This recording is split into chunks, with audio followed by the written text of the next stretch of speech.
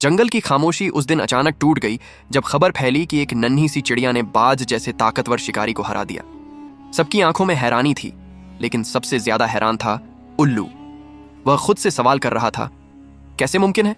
इतनी छोटी सी चिड़िया और वो भी बाज से भिड़ गई? जवाब आया गिलहरी से, जिसने सबको बताया कि उस चिड़िया को हिम्मत और भरोसा किसी ने दिया था, जंगल के सबसे बड़े और समझदार साथी हाथी ने। यह सुनकर उल्लू बेचैन हो गया और सीधे हाथी के पास पहुंचा। उसकी आवाज में गुस्सा और हैरानी दोनों थे। क्या सच में तुमने इस चिड़िया को इतना साहसी बना दिया? हाथी ने बिना गुस्साए बड़ी नरमी से कहा, हाँ, क्योंकि जब बाज ने उसका घोंसला तोड़ दिया था, जब उसके सपने बिखर गए थे, तब उसकी मदद को कोई नहीं आया। तब उसे सीखना पड़ा कि अपने दर्द को ताकत में कैसे बदलना है। यह सुनकर उल्लू का सिर झुक गया।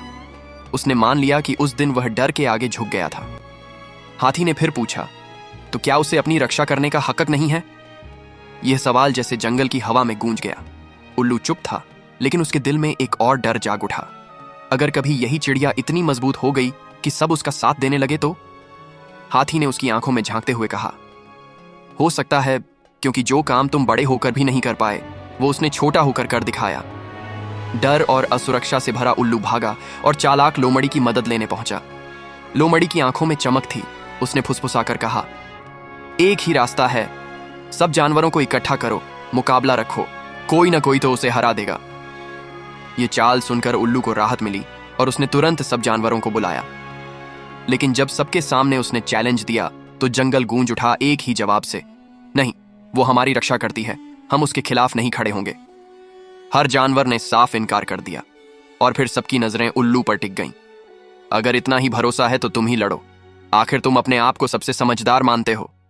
उल्लू का दिल कांप उठा।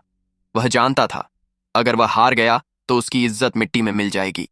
उसने पीछे हटने में ही अपनी भलाई समझी। उस पल जंगल का नजारा बदल गया।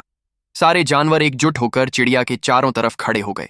उसकी आंखों में चमक थी, पंखों पर सूरज की सुनहरी रोशनी पड़ रही थी। वो अब सिर्फ एक नन्ही चिड़िया नहीं रही थी, वो पूरे जंगल की हिम्मत और उम्मीद बन चुकी थी।